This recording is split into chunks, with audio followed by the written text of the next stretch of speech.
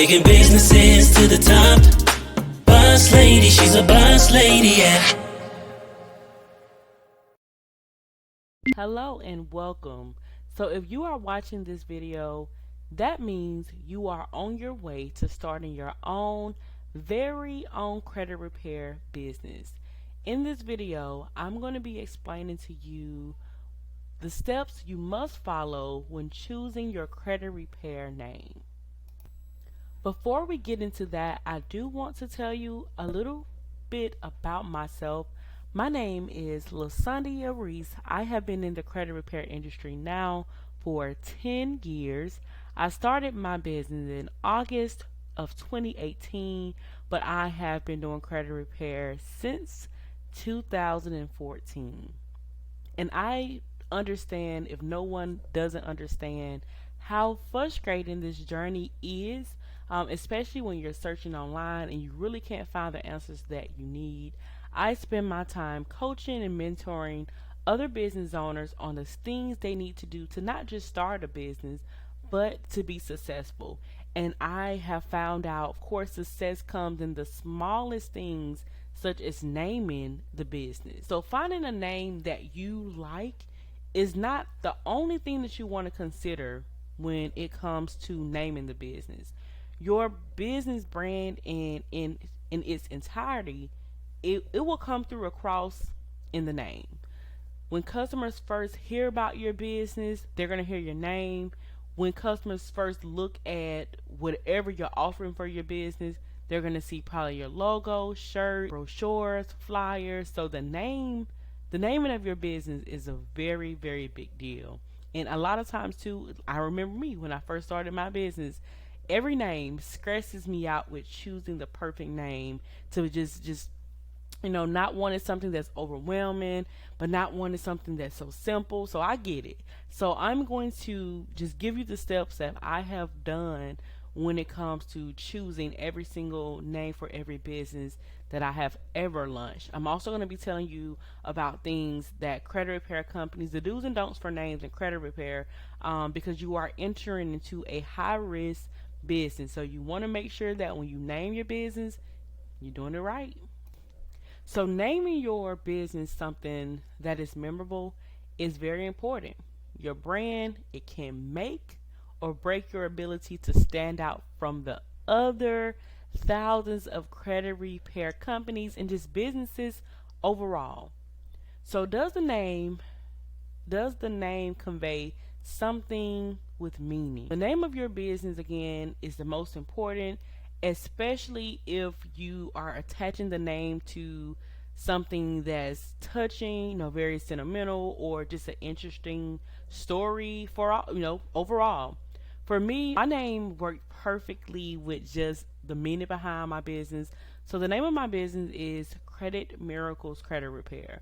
And it was named after my sister. Her name is Miracle, and she's deceased. So I wanted to, you know, keep her name alive through the name of my business. Most clients, they think about, when they hear about Credit Miracles, and they always say this, is like when I get reviews and things, Lasonia has performed a miracle to my credit score. So Credit Miracles was overall a perfect name. It conveyed something that was meaningful for me, but it also rings in credit repair as well. So if you are going to, add something that's touching, you want it to be able to, have some type of ringing something to it. So it doesn't have to have a touching or interesting story, but if you are going that route that I also chose to go, you want it to make sense when it comes to credit repair. These are a list of questions that you do want to ask yourself. How easy is your name to read? And just like naming the names, just names in general for people, you will see that like just the regular names has all these different spellings.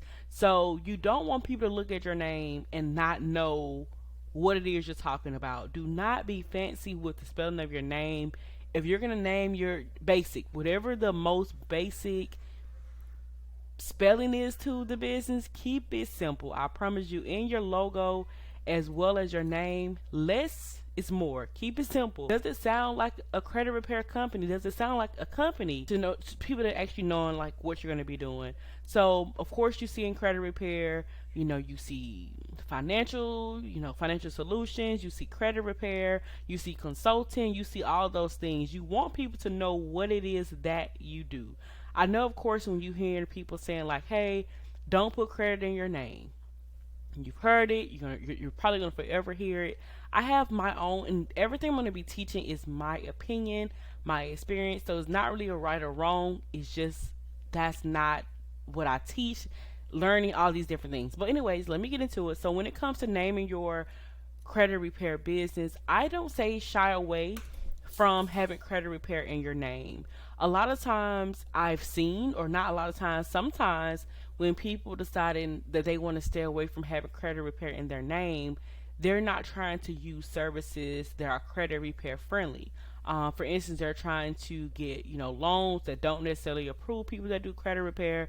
They're trying to open a bank account with someone who doesn't accept credit repair as a whole. So being that you are entering into a high risk industry, there are certain things that you can and cannot do. And usually, people that are trying to avoid having credit repair in their name, it's because they are trying to do they're trying to do something like that. Now, also too, some people have multiple businesses. So they're saying, "Hey, I don't want to have credit repair in my name because I'm also going to do taxes, I'm going to do this, but I'm going to have it under one umbrella." Now, in that case, it does make sense, but also too, being that credit repair is high risk, there are certain things like texting from different automation systems. Well, really all automation systems and just texting in general when it comes to just automated text messages, one-on-one text messages. They, at this point in the industry as of today, which is January 24th, 2024, they are banning credit repair companies from texting. So I see people do things like that. They just name their business something simple that doesn't have anything to do with credit repair, purchase a domain just for that, maybe get a landing page so that when people are looking at the name of the business, it shoots them to like a dummy website so they can get things approved. So I've seen different ways on why people say, "Hey, step away from credit repair," but it's totally up to you. For me, this is why I did it. So, and when I first registered my business back in 2018, when I didn't know any better, truthfully, I named my business Credit Miracles Credit Repair. It necessarily wasn't me trying to hide anything, and that's not one of the reasons why I said if I eventually amended it and changed it to Lasonia Reese LLC, and this is kind of what I don't say recommend, but if people again like me who decides to, maybe I want to offer coachings in the future, maybe I want to offer ebooks, maybe I want to do a lot of different things, and instead of me opening multiple LLCs for everything that I want to do, I'm going to just put it under one umbrella. So your name is a tree. Consider it as to be a tree. And the different DBAs that you have underneath that, will consider that to be fruit. So your name is going to be the tree, and the different DBAs will be your umbrella. Excuse me, not your umbrella, but the actual fruit that is hanging from the tree. Now, if the business that you're thinking about launching, of course, don't have anything to do with consulting, finances, anything like that, then you most definitely need to do another LLC. But some people like to keep everything in one, and of course, that way it makes sense on why you're just not sticking credit repair to the name at that point. You're not trying to hide anything, but you plan on opening more businesses or doing multiple things underneath this one LLC. Now, in that case, again, that makes sense. One thing I like to tell people is that consider if you are having everything under one LLC, let's say someone sues you for whatever reason because of an ebook or maybe your credit repair business, but you have all these other different revenues. If you only have that one LLC, then they're suing everything because you did not. The DBA doesn't stop lawsuits. You can't sue one. If you end up suing someone, at that point you are suing the LLC. So at that point, if you have 5 different DBAs under that one LLC, they're suing everything. They're coming to take it all. So that's why some people recommend, hey, open a different LLC for everything, because if something happens, then they can't touch the other things that you do have. So consider that. Think about what direction you want to go, but know that having credit repair in your name does not stop you from doing anything. If you go to a bank and they say, "Hey, what business do you do? What type of thing are you, why are you trying to open this account?" You can't lie and say that you're doing coaching or anything, and you're not necessarily doing coaching or anything like that. So you can't lie. You can. Some people do, but that's considered fraud. So some banks just don't deal with credit repair companies, but there are some banks that do. So in this case, if you're trying to do everything the right way, having credit repair would not hurt anything, because you're going to use the banks that accept credit repair. If you decide to get loans, you're going to use loan companies that accept credit repair. So in that case, your name doesn't matter at all.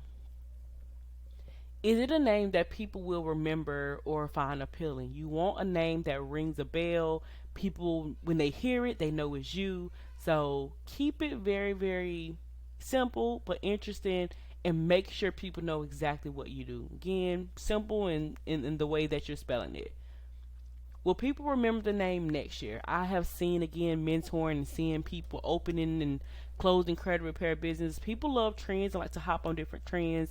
You don't want to choose a trending name. Something that happened today is not going to be cool a month from now, 2 months, even 2 years. So you want something that is going to be good or can stand within the next couple of years, because the goal is for you to grow, launch, and be successful, and also be in a millionaire. So I have been able to make 7 figures in credit repair, and therefore I spend my time teaching others on how they can do the same thing that I did. Are you sure that that it fits you? So that's the one thing you want to make sure that, of course, all these things align, but it's your business. So you want to make sure that this fits your brand and your image, and something that you feel comfortable, giving out to people and branding. So one thing that you don't want to do is choose names like Alabama Credit Repair or Best Credit Repair. For one, you cannot trademark these names. These names don't belong to you.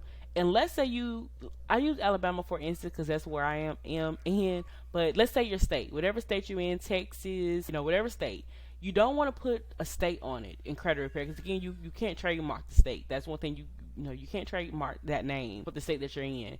So what if you decide to grow? If you decide to grow, then you just literally stuck yourself with the state name. So be creative, be basic, but not too basic where you're having your state, or you're having something like Best Credit Repair or anything like that. Like, you actually want to choose a name that's original and very specific to actually what it is that you do. So there's two different type of names, and I want to talk about it throughout it. You hear me say DBA. DBA is another thing, another trade name. And then, of course, your business legal name is what you are actually going to file on your LLC paperwork. So your business name is the formal name, the official name that the government uses to find your name. This is going to be the name that is going to be on your paperwork, your tax ID, your tax reports. That's everything. Your trade name, your DBA. So when you register your DBA, you pretty much advertise his name to businesses, and it's not going to be the same as your former name. For instance, my legal name is Lasunda Reese LLC, but my trade name, my DBA name is Credit Miracles Credit Repair. So when you register your DBA, you can actually call your business whatever you want to call it. You can put that on marketing material. You can put that on branding material. Like, that's what you'll be going by. Even checks. So my checks actually have my DBA name. It has my legal name as well, but it has my business name right underneath it. Excuse me, my DBA name right underneath it. So you can go by, again, the legal name can be anything, and you see that sometimes too, where like let's say you purchase something from a big company, but when you check the receipt, it has another name, and that's because their legal name is something different from what they actually call themselves. And Walmart is a good example of this. Also, if you have like Sam's Club, it's different names. So a lot of companies do this when it comes to their DBA name, which is their trade name, and the actual legal name of the business. So these are some benefits to having trade name. Again, registering a trade name lets you use it without worrying about, incorrectly describing your business. You can have one bank account that is registered to both your legal name and your trade name. You can put both on paperwork, all this stuff. So, hey, why not go ahead and register trade name? Now, these are some registration requirements. Now, before you go out and register a whole business, you do want to do your due diligence. You want to first Google the name in general. Make sure the name, make sure the name isn't taken in your state. You cannot use another name that someone has in your state. So check on your Secretary of State website, search to make sure that no one has the name. if no one has that name and you're just probably, let's say you're not ready to necessarily purchase the name just yet and go through the full registration, you can actually, for a small fee, you can hold the name that you want before you file your papers. Now, this isn't registering your business, it's simply placing a hold just so no one else can come and take it. This registration fee is about $25 to $50. I haven't registered my business or held a name since 2018, so I don't know what it is, but in 2018 it was like $25 to $50 to just hold a name. But before you hold a name, go through again all these different requirements. This is just saying, hey, I got the name. I'm just not ready to pay the $200 to file just yet. So these are some things again you can consider. Don't pick a name that's too similar to the competitors' names. There is so many different names you can choose from. So make sure you are not choosing a name that the competition has or it's close to the name. I've seen an instance quite recently in the credit repair industry where some people did not like the service they received from one company, and the company had the exact same name. They were in different states, but the person is big in credit repair, and people left negative reviews on the small business owner who's not as big. They left a lot of negative reviews because they had the same name. So you want to just make sure that you're not having any name that is similar to someone else's. And you can simply do this by different ways. Google search. Google will show you all the names, all the domains with that particular name. You also want to check your state to make sure that no one has it in your state. But you also want to check the trademark office to make sure that no one has that name trademarked. So once you check Google, you don't see any names. Once you check the Secretary of State, you don't see anyone in your state, and you check the trademark website to make sure no one has that name trademarked. I would say in that case, and you follow all these other steps, it's okay to save it then. But make sure make sure you do your thing to make sure before you choose a name that you aren't choosing something that somebody already has. Another thing too, you have a name that is trademarked or something like that. The company can sue you for copyright infringement, and that is that is bad. You don't want to get a lawsuit just for a name. So just make sure that you do your due diligence.